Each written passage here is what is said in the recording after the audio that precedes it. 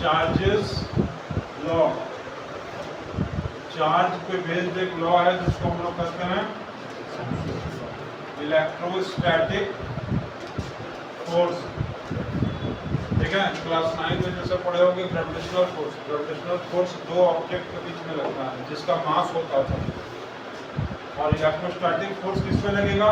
दो चार्जेस के बीच में, एक्ट्स बिटवीन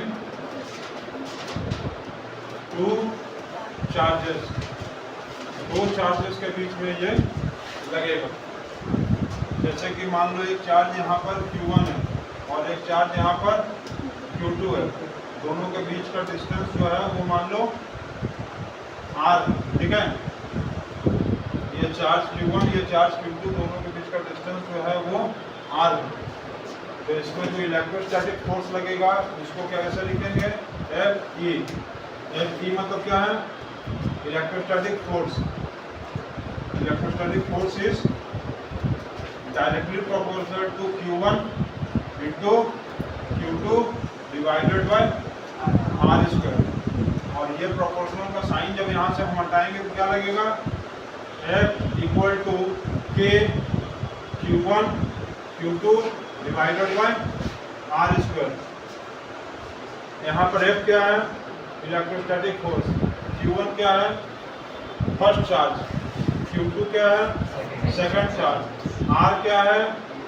दोनों के चार्जेस के बीच का डिस्टेंस।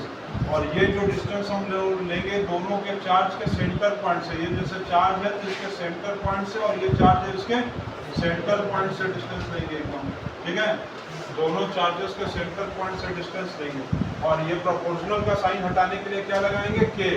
K क्या है? Constant.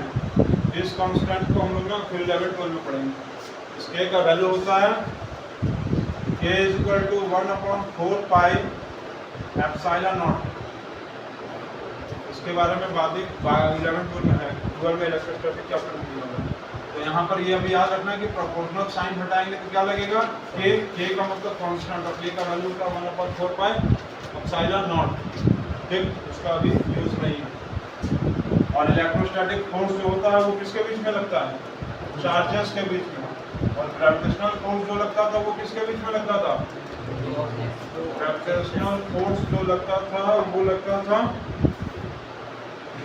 Gravitational force gravitational force लगता था वो दो बॉडी के मास पे लगता था, और ये लगता था चार्ज, ठीक है।